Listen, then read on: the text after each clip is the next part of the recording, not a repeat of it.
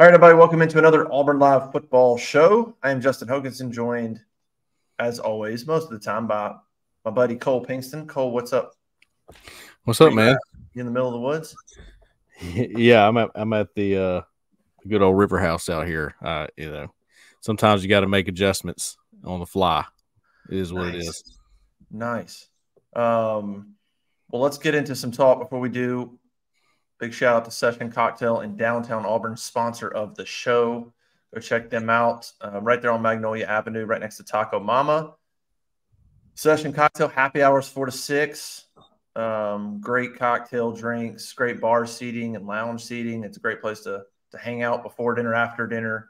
Go check them out. The good people at Session, Hunter and Joe and Avery and all the nice people there. Just make sure and go check them out. Session Cocktails, downtown Auburn. Appreciate their support of the Auburn Live football show. Well, we're in it. Auburn's 1-0. They beat UMass 59-14 on Saturday. Getting ready for a road game against Cal coming up. 5-point favorite Auburn is for a late night start on Saturday night. UMass game never really in doubt, but I don't know how you feel about it, Cole.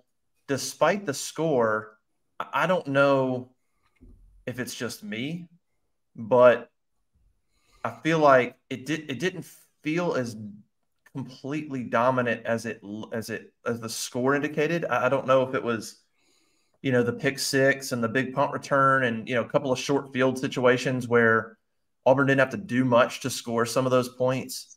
The passing game wasn't anything special. 140 yards from Peyton Thorne. Couple of big plays in the passing game, but nothing that made you, take a huge step back and go, whoa, where'd that come from? I mean, Shane Hook's a couple catches, Jay Fair with a touchdown on a nice route and a nice ball. Javaris Johnson had a nice catch, a nice fade route. But, nothing special through the passing game. And then the running game was just, you're bigger, stronger than UMass, and you just ran tempo and you pushed them around and you ran the ball. Yeah, so it just feels like, Cole, it was a dominant score, and there were some statistical things that were dominant. Auburn only allowed 1 third down conversion the whole game, converted 60% of theirs.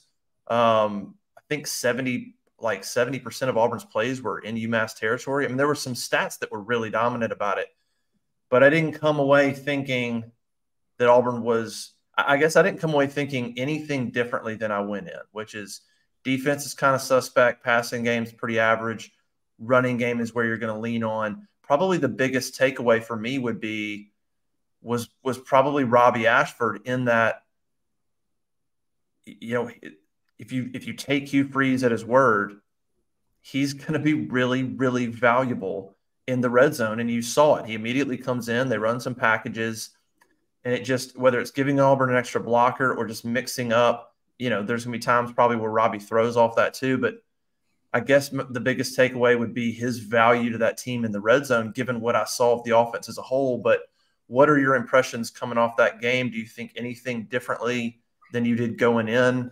What are your thoughts? Yeah, I have a few different views after watching it. I was the same as you going in. I didn't have a lot of confidence in the defense. In fact, I didn't have a lot of confidence at all in the defense. I was worried about the front seven. I'm worried about the safeties. I think that was the position unit I ranked last when I did the re-rank. It might have been linebackers. It was between those two, and that's unfortunate because, I think Wesley McGriff and Josh Aldridge are awesome. I think they're going to be pretty good.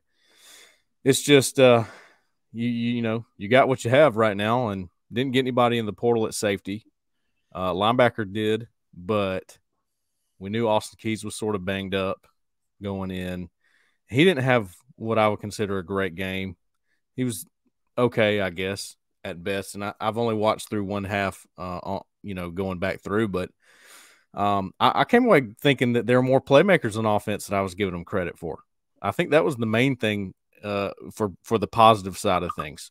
I thought, okay, there's some pretty good playmakers here that they can work with. And it looked like they were trying to mess around, and I say mess around. What I mean by that is they were trying to spread it around and see what they had and get some different things going with the receivers. So I liked that. I thought that was good. I mean, Rivaldo Fairweather wasn't even targeted, so that's Yeah. we know he's good. I mean, I've seen enough film to tell you he's good. That to know that he wasn't used and you still had this offensive success, I think that's good news.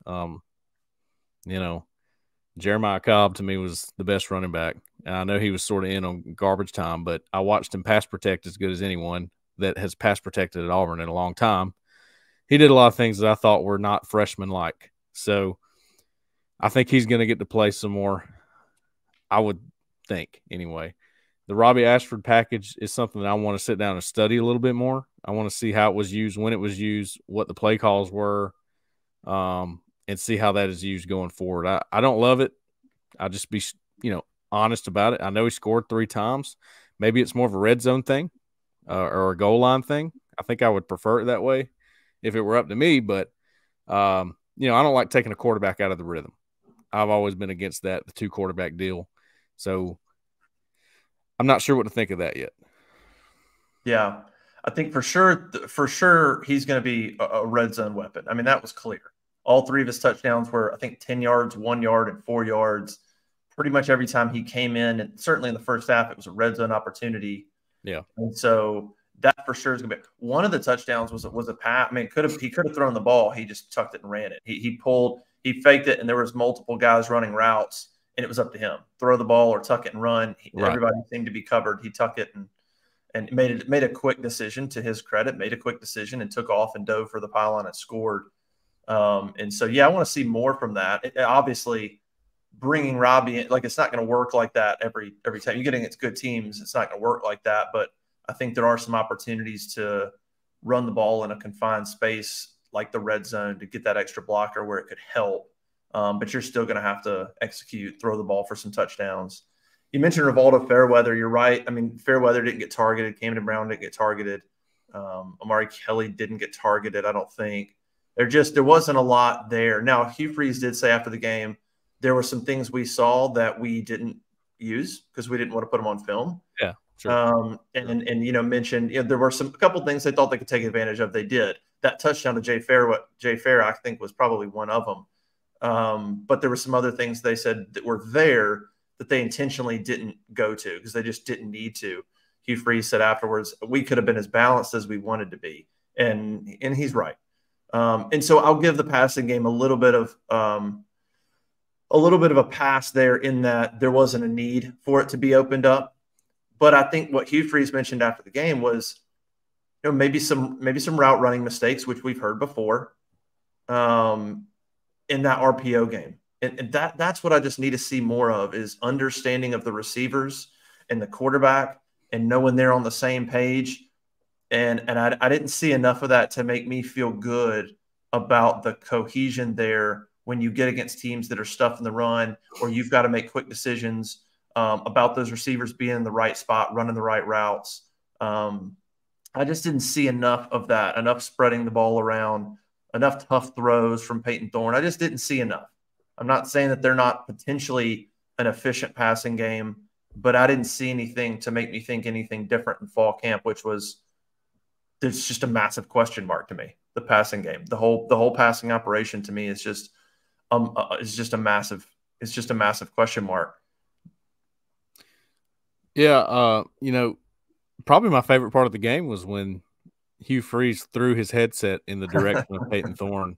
Yeah, not happy. Well, I mean, honestly, it's funny, but every time I see him, and it's mostly for recruiting purposes, it's, he's the nicest guy in the world. I mean, he'll talk to anybody. He'll come up to media and talk to you, and generous with his time and all this. So seeing him react like that is sort of a different look for me, from my standpoint, at least. I'm sure people at practice have seen him that way, 10 times a day. But I liked seeing that reaction from him, and I thought that it was, going back and looking at, I think that Peyton Thorne made a bad read, and I mean, one bad read and you're going to react that way. That tells me that he's going to fix a lot of those things. That's why he likes Peyton Thorne, because he knows he works with the way he wants to do things. That's very obvious. He got into a rhythm, Peyton Thorne, later in the game, I thought, throwing the football. had some really nice touch. It just seems like, and we talked about this when we were in the press box, Justin. When he's in the game, it felt like it was more smooth. The way that the operation was going, even with the running game and everything. When Robbie came in and his drives went on, it felt jerky. It felt a lot like it did a year ago. Not during his packages, but when he was actually, all right, we're going with Robbie for this entire drive. That was the difference to me. And that's what we've been saying is probably what you can expect from Thorne. It's not flashiness and, acrobatic throws and all this crazy stuff. It's just he's going to be able to move the offense at an efficient pace for the most part. And he did. And we'll see if he can do that against better competition, which I don't know if you caught Cal, but didn't have a bad first game there either. No, they didn't put up a lot of points, a lot of yards. I think that's going to be a shootout. We can talk about that in a few minutes. Yeah, I think it was just such a committee. I mean, even running the football, it was such a running back by committee effort where nobody even got to 10 carries in the game. Damari came out and had 8 for 43, and then let's see, Damari Alston's last carry of the game was in the second quarter. His last game. I mean, matter of fact, all but one of his carries were in the first quarter. So you didn't really get. I thought Damari Alston would come out and have 100 yards in that game. He played the first quarter. He's done. And then you saw Robbie. Robbie obviously had some touchdowns. They just scored in some of the field position situations. There weren't opportunities for long drives or for and there wasn't a need for somebody like Damari Alston to stay in the game. Brian Batty had 8 carries for 31 yards. He got a little work. And then Cobb and Sean Jackson got some work late. So it's just the way Auburn scored in some of those ways. It just lended itself to nobody really having a monster game, and there wasn't really a need for it. That's why you dive in. You look at third downs. Auburn was 6 of 10. That's good. We talked about only 4 penalties for Auburn. That's good. We talked about big plays. I think they had 13 big plays for 300 yards, which big plays constitutes 10-plus yard runs and 15-plus yard passes. So they had some big plays. That's good. That second quarter there for a minute, they ran 20-something plays in only like 3 minutes of possession. So there was a stretch early in the game where they were running at lightning speed. They were. So there were some good stats. If you dig in, there's some good things about what, being efficient on offense. It's just playing a game like UMass, you just really can't come out of it making any type of real grand assessments. You just can't. You can almost look for, I didn't see anything super negative. And so that's kind of where I'm at. You're not really going to take anything super positive away, I don't think. You just maybe want to, in that kind of game, you don't want to see something really glaring like, wow, we couldn't push UMass off the ball consistently. That's a problem if you're a coach saying that.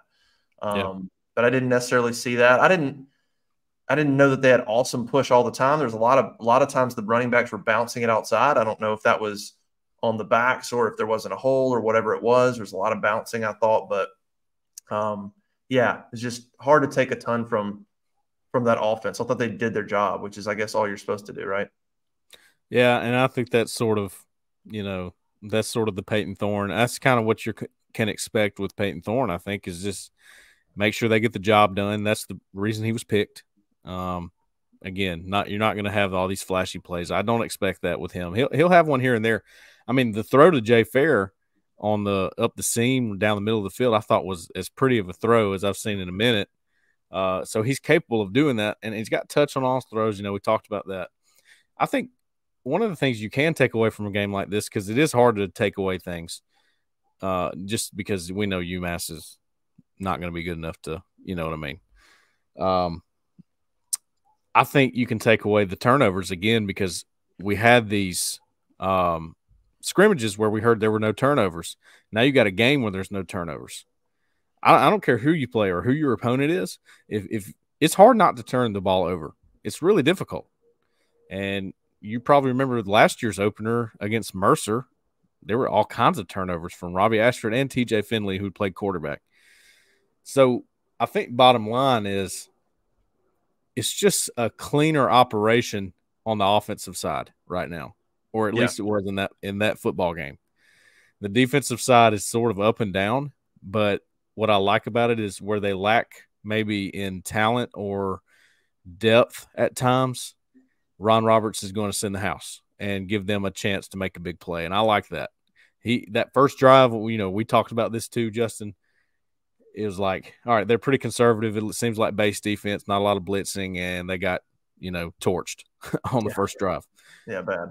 And then Roberts must have been sitting up there and said, all right, well, I guess we're going to have to blitz a little bit more here. And they did. And then they were tough to deal with. And getting guys like Kaufman and Scott in there on those blitzes, they couldn't stop that.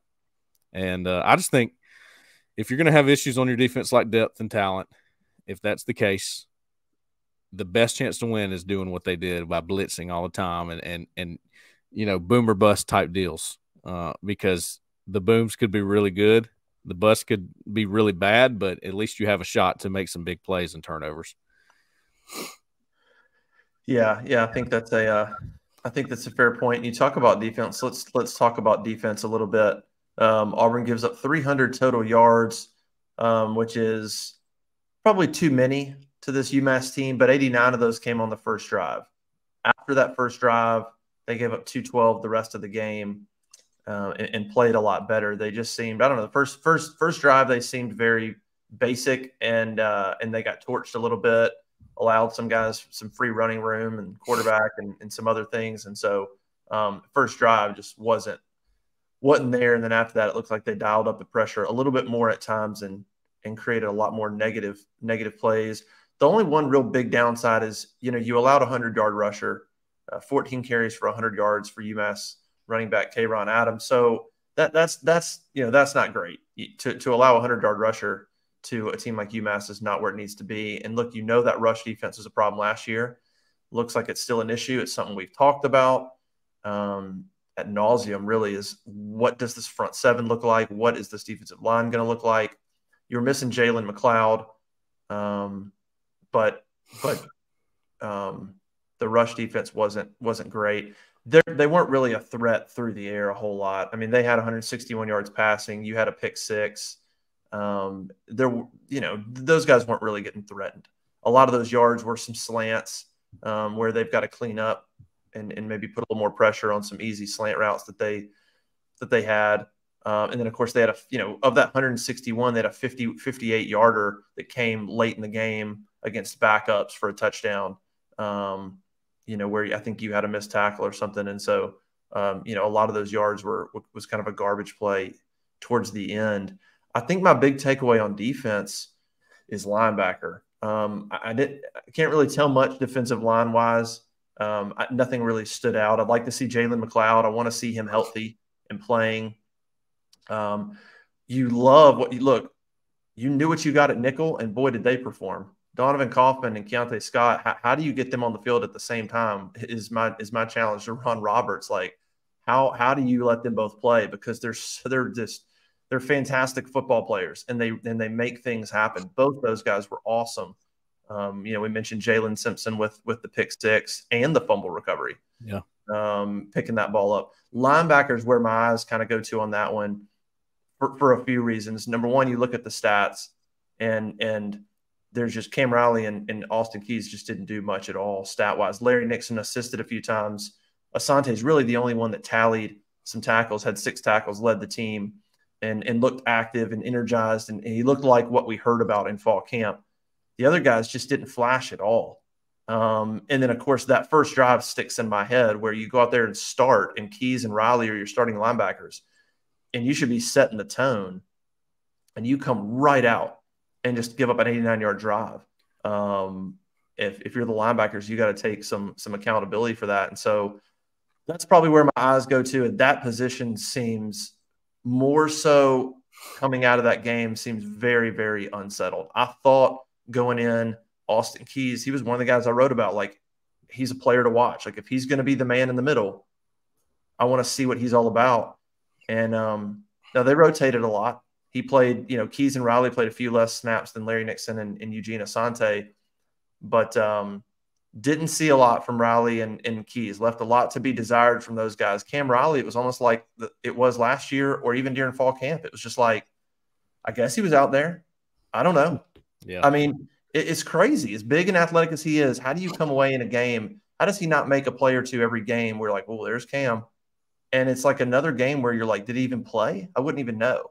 And so that position to me is the one I come out going, Asante looked good. He looked like a guy who could who does what Roberts wants to do in terms of wreaking havoc and making things happen. But Keys and Riley need to see more from them. Didn't come away super impressed with how they played.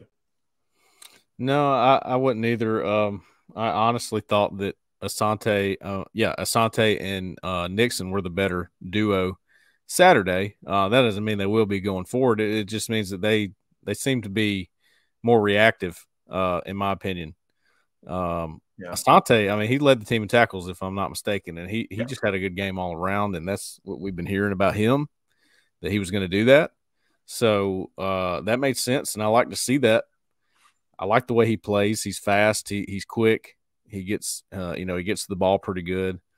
I'm still looking for that linebacker that's gonna bust things up in the middle, and I really do think that Austin Keys is that guy. I think he's still a little bit banged up, so I'm going to give him the benefit of the doubt on that. And for now, I got to have that linebacker because watching Zacoby McClain, KJ Britt, and these guys that did it so well, it makes you, it's like, man, your standard's a little bit higher, especially for a guy like Cam Riley. And that's why I totally agree with you. Like, how does that happen? How do they disappear in the game like that? It's strange, but I think the defense as a whole is if you're talking about getting Donovan Kaufman and Keontae Scott on the field at the same time, you're probably going to have to put Scott at corner at times and Kaufman at nickel, because I think Kay and Lee had some issues as well. But he's a freshman; that's going to happen. Yeah. Yeah, and I don't think that, and I don't what you're describing, I don't see happening. I think James and Pritchett are going to be your corners, and now there is some benefit. I mean, here we are talking about, I'm saying, like, how do you get them on the field at the same time? Well, on the other hand, what a benefit to be able to rotate in at nickel two guys of that caliber, where especially if you're going to create a lot of pressures from the nickel position, if you're able to throw Keontae out there and he's covering and every now and then he's blitzing, and then you need to pull him to the sideline, you throw in Donovan Kaufman, and now you a fresher Donovan Kaufman, and he can do everything that Keontae can do. He's just a little bit smaller, so in terms of coverage, maybe his coverage skills are a little different in terms of length, but other than that, he's a physical player. He blitzes. He's a great blitzer. He makes things happen. So on the other hand, it's a nice benefit to be able to have two guys pretty much at all times. You're going to have a nickel that's going to be a playmaker. There's not going to be a time where you have to bring Keontae off and you put somebody else in and you're like, ooh, well, that guy's a young guy. He's not the same kind of playmaker. That nickel position pretty much at all times is going to be locked and loaded with those two, with those two guys, which is, I think, a huge benefit. What did you think of along the defensive line? Keldrick Faulk got in, played just 13 snaps, graded out pretty well according to Pro Football Focus. He was the third highest graded player on defense behind Kaufman and Simpson, but only played those 13 snaps, but had 2 tackles in 13 snaps. Messiah Nasili Kite played 24 snaps and didn't record a tackle in his 24 snaps. Actually missed a couple of tackles according to Pro Football Focus. But did you see enough of them to make any kind of determination in terms of whether you think Keldrick should be in the starting rotation versus Nasili Kite? Yeah, so Or Kite? I'm going to have a controversial take on this. You say it. Number one, Keldrick Faulk is really good, and he needs to play a lot this season, I believe. So, yeah, I think he could definitely be in the starting rotation. Does he need to start over Mosiah Nasili Kite? Now, I know there's a lot of people on the board, at Auburn Live talking about him missing some tackles. And, well, let me just tell you, he was blowing up his guy a few times early in the game, and he got red a few times. There has to be a linebacker there at some point to help him out. He's taking on a block. He's opening things up for linebackers to be able to run around, and I thought did a pretty good job in that regard. And I'm pretty sure when Jeremy Garrett goes back and looks on film, he's going to look at 33 and go, that's going to be hard to criticize him for that play because Yeah. he put the guy on skates and there's no linebacker. Now, that's just fundamental football. I don't know where the linebacker was. I don't know. A lot of times that was the problem. I think they started to get a better feel for it as the game went on, obviously. And like I said, Asante and Nixon seem to be better at this and filling holes. But we knew tackling was going to be a problem. It's going to be a problem for every team in college football because they don't tackle as much at practice anymore. It's just that's something you have to rep. It's hard to tackle guys, especially really good athletes, and there's going to be those in college football no matter who you play. So I give, and I'm going to go back and look and make sure, but I give Nasili Kite a pretty good grade on my scale, even though he misses a couple tackles. I think a linebacker needs to be there filling behind him where he's pushing guys backwards, and I thought he did a pretty good job. I thought Keldrick Falk was more explosive as a defensive lineman than when I went to go watch him as a recruit. He's definitely stepped up a notch in that aspect. So I'm pretty impressed with him so far. Yeah, they do credit. Pro Football Focus does credit Messiah with a couple of quarterback hurries. I think those two missed tackles or a couple of missed tackles, whatever, just kind of brought his grade down a little bit. I think just that contrasted with Keldrick Falk, who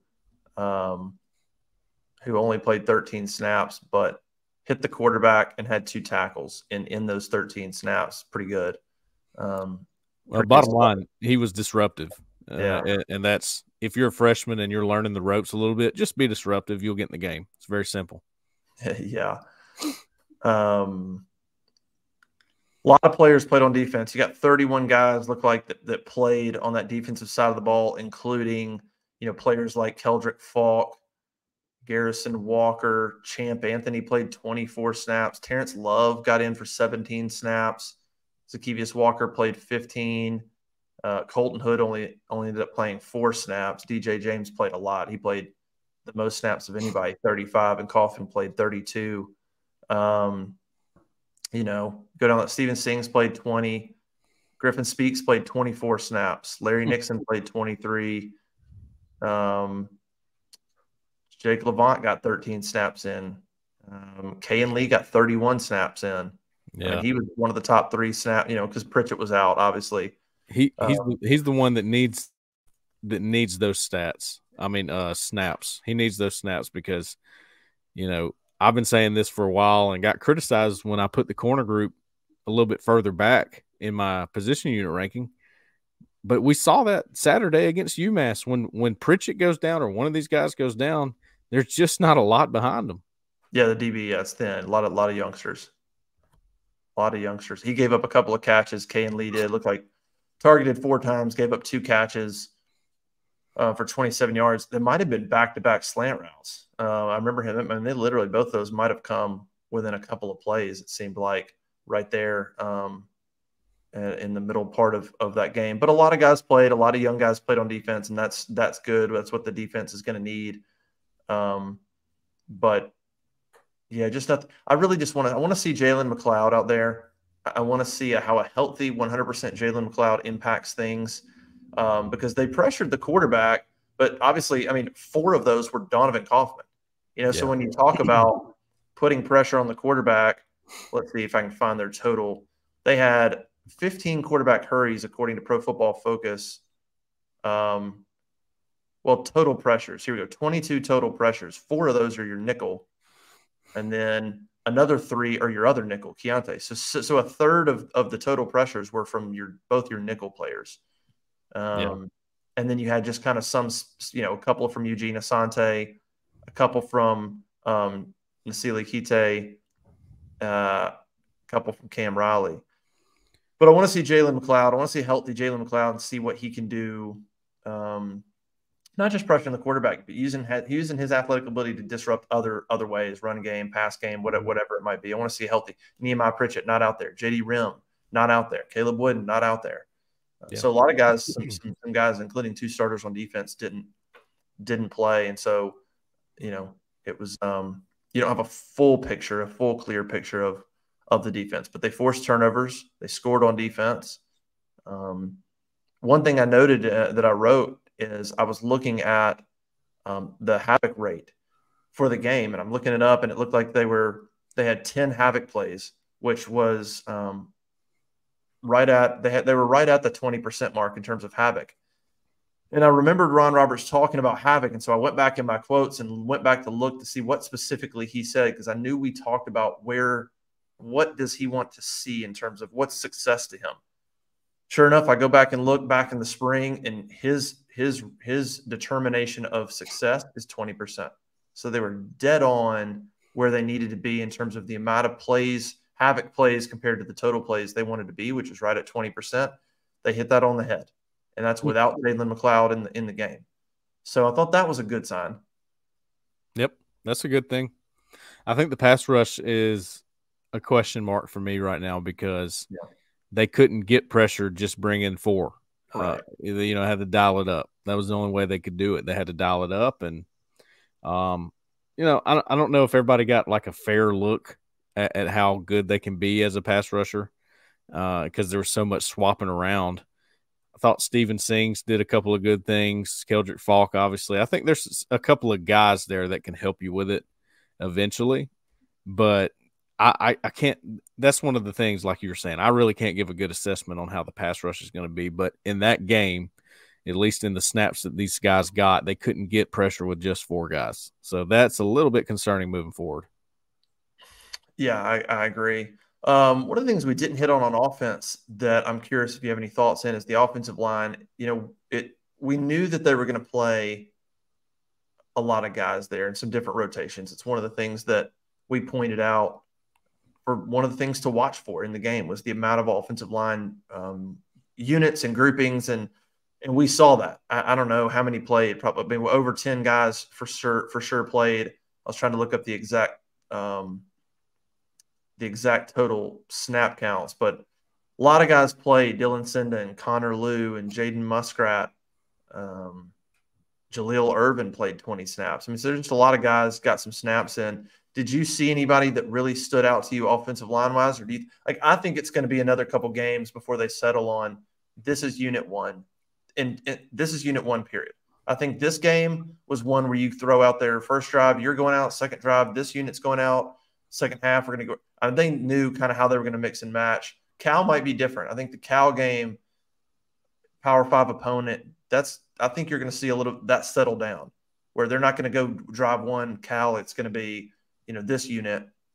Second drive against Cal, it's going to be this unit. I don't think that'll happen. I think you're going to probably see mainly who the best 5 are. You might see a substitution in there, but I think you'll have a better idea. But did anybody stand out from the offensive line standpoint?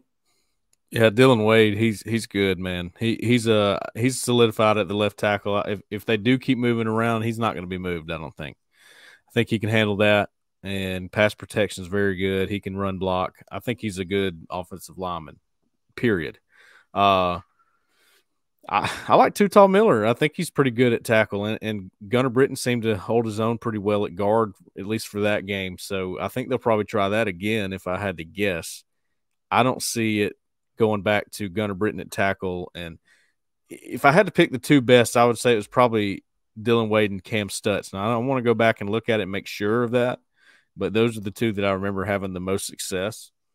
I thought Avery Jones, there's a couple plays that stood out to me that he didn't get a lot of push on the inside, but then he did sometimes, so it was up and down. Again, I want to go back and look, but if I had to guess, your starters it's going to look exactly like the starters that it did for UMass, and Too Tall Miller is going to be your starter at right tackle with Gunnar Britton being that right guard. So I'm thinking about this now. Does that mean did Jeremiah Wright go out with that first group at left guard, or was it Stutz? It had to be Stutz, right? Stutz, yeah. All right, so Wright came in. I think at least at the guard, I think Stutz is going to pretty much solidify himself, but they're probably going to rotate Wright in at guard and move Britton out at tackle at times. I think that continues. Yeah, that was the second unit out there was what was the first unit for a long time. Wright didn't play in the spring, but once they got going in early in fall camp, it was basically from left to right, it was Dylan Wade, Jeremiah Wright, Avery Jones, Cam Stutz, Gunnar Britton. That was kind of the group. Right. Then Xavier Miller came on strong and pushed himself into the starting rotation at right tackle. And then Britton moved to left guard and Wright came off the bench. And so your second unit on Saturday was what was the first unit for a while. Those two units, I think they probably feel equally good about. But Gunnar Britton played tackle, guard, and then the other guard, I think. I mean, he played like at least 3 different positions yesterday in that game and looked pretty good doing it. But I think maybe another game of that offensive line trying to settle in and figure out their rotations. But all in all, they did their job. They did their job. It's good to get a lot of guys. But that's probably the one thing you take away from this game: the amount of guys that played. Yeah, Young, transfers, you name it. The amount of guys that got tape, that got some action on tape and got some work in was huge. Definitely. Yeah, that was important. It kind of worries you a little bit going into this game now that you've seen Cal once and they're not maybe as bad as you thought they were, at least offensively. I don't know. Is North Texas a better opponent than UMass? Can you even play Probably. that? I think so. Maybe a little step higher. So it's a pretty impressive performance that they had. So you almost go, well, look, I mean, you want your starters to play as many snaps as possible in this first game so they're ready and sort of tuned up going into that Cal game, but they didn't. So, I think this next one's going to be interesting. I really do, for that reason. Yeah, I think so as well. Auburn goes into that game a 5-point favorite. We don't know much about Cal other than they looked, they put up a bunch of points, bunch of yards in that first game. Don't know what kind of roster they have in terms of, or I don't even know much about their scheming in terms of, is this a game where, how much trouble can Cal give Auburn? What we do know is it's not, other than being on the road and across the country, the actual crowd it's not a factor. Cal, I think, had about 30-something thousand people on average last year. There'll probably be 5,000-6,000 Auburn fans that'll be out there. That won't be the issue. It'll just be more of second game of the year, quick turnaround, travel across the country, a Power 5 opponent. Really before you've had an opportunity to build momentum or gain a ton of confidence with all of these new pieces on the team. You would love maybe a couple more games before you go on the road, but it's right out of the gate. It's new quarterback, it's receivers, it's all these new pieces go on the road in a different environment, and operate and be efficient and execute. And that's not always easy. I mean, I think the first half there could be some jitters, and some of these guys are, I could see some jitters and some things like that happening early on in this game. And so it's not a bad test, though. I mean, get week 2 road game against an opponent that you should have more athletes than. You should be able to out physical. It's a good test before SEC play. It's a good test that you should win. It's kind of like in basketball. It's one of those non-conference games that's a team that has got some might have some Power 5 type capable players, but they're a team you should for sure beat. But it's not such a patsy like UMass that you come out going, I don't know where we're at physically. Like, I don't know where we're at. Like, I think you'll get a little more of a test there, but it should be a test that you should pass. If you're Auburn. I mean, the 5-point favorite on the road, I think that's more indicative of, I'm not sure people know exactly what Cal is, or even Auburn for that matter. Yeah. 5-point spread's kind of weird. I would think in a normal situation it might be a little bit more in Auburn's favor, but I'm not sure they know much about either team yet. Right. Yeah. Both are question marks going in. So that's why I think it's interesting. And again, the travel and all this, it worries me a little bit, because if you drop that game, let's just say you can't drop that game. Hypothetically, you drop that game. No. The schedule looks rough from there on out, and then your outlook is totally, totally different. So, it's a very important game, and that's why I'm saying, yes, good to get all those guys in there, but how much play did your starters get? Did they get a good feel for everything? Are they going to be feeling a little bit better when they get into this next game? I don't know. I'm not sure if that happened. I can't really answer that question, unfortunately. Yep, it's going to be interesting. We'll see if Jarquez Hunter comes back for that game, and maybe we'll know on Monday. And by the way, it may not matter. It may not matter. Auburn may be the more talented team, and that might be what wins out. It's just, with all these new guys, I want more experience personally, and I just don't know how much they got Saturday. The main guys, you know what I mean? Yeah, no doubt about it. Well, yeah, I think all in all, it was. It was about what you would want from a first game. I think Hugh Freeze was happy. I think the coaches are happy. The players are happy. And you go out there, nobody got hurt. You blow them out. You play a ton of guys. You got to rest some other guys. It is what it is. I think the Cal's game is going to be really, really interesting because the playbook's going to open up a little bit. Definitely. You're going to be tested. You're going to be tested a little bit early mentally, different environment. You're just going to be tested to execute for a bunch of new guys. And I think that's what I'm most eager to see is what does the execution look like? Is it a mentally tough team? Can they go on the road, second game, new coach, new staff, new players, new system, all this newness? Can they go second week of the season and immediately execute at a fairly high level? That'll be really go no turnovers and execute. And you're like, wow, okay. They seem like they got some things down. They opened the playbook up a little bit. Okay. Or is there some jitters and is there some things like that they're going to have to overcome? It's going to be interesting. Hey, I just realized that I didn't give a shout out to our other sponsor, GameTime.co. Zach, throw their logo up. Yeah, GameTime.co. Go check them out for tickets to sporting events, concerts, comedy shows, all kinds of cool stuff. Go check them out. GameTime.co. They have a discount code War Eagle you can use to get 20% off of your tickets. It's awesome. I mean, go check out. Find your section, find your row, get some tickets. If you find tickets cheaper elsewhere, you can get a Game Time will hook you up with like 110% of that difference. They'll pay 110% of that difference. Like they'll credit you that if you can go find it somewhere else after you purchase with them. If you go check them out, but use that War Eagle code, you get 20% off on your first purchase for GameTime.co. It's a great way to go check out some tickets and all that good stuff. So go check them out. What do you want to hear from Hugh Freeze when we talk on the press conference? Anything in particular before we get out of here? Anything specific you want to hear him say? I'm curious if he addresses Jarquez Hunter or if we get another I'm not going to talk about it answer. You'd think if Jarquez is going to play, you'll hear all good. But I guess we'll find out kind of what his answer is on that. But I'm curious after watching the film, maybe what he wants to say. You want to hear anything specific? Yeah, I mean, you'd like to hear him say Jarquez could play. I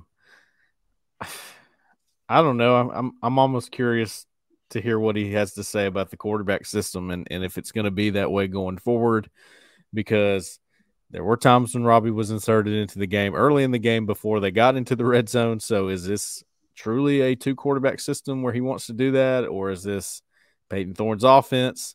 Maybe a clarification on that. I mean, he doesn't have to give a clarification on that, but I'm curious about it because I hate the 2-quarterback system with a passion. So I am right there with Jeffrey Lee. I hate the 2-quarterback system.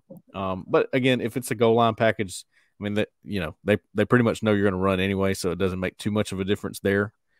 But maybe some clarification on that if he would, be willing to give that. We'll see what he says. I'll talk to Hugh Freeze on Monday. That'll be interesting. And then we're right back into game week as Auburn gets ready for Cal next Saturday night. Late night start Central Time, like 9:30.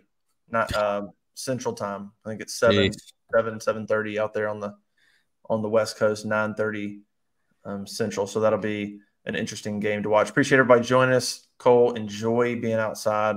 Jealous. It looks good, man. Everybody go to auburnlive.com. Check out recruiting coverage. A lot of recruiting news going on. Make sure you're caught up on that, as well as game coverage and a lot of stuff coming out of that UMass game. And then we'll turn the page to Cal here on Monday. And Week 2 begins. All right, everybody. For Cole, I'm Justin. We'll see you next time. Bye.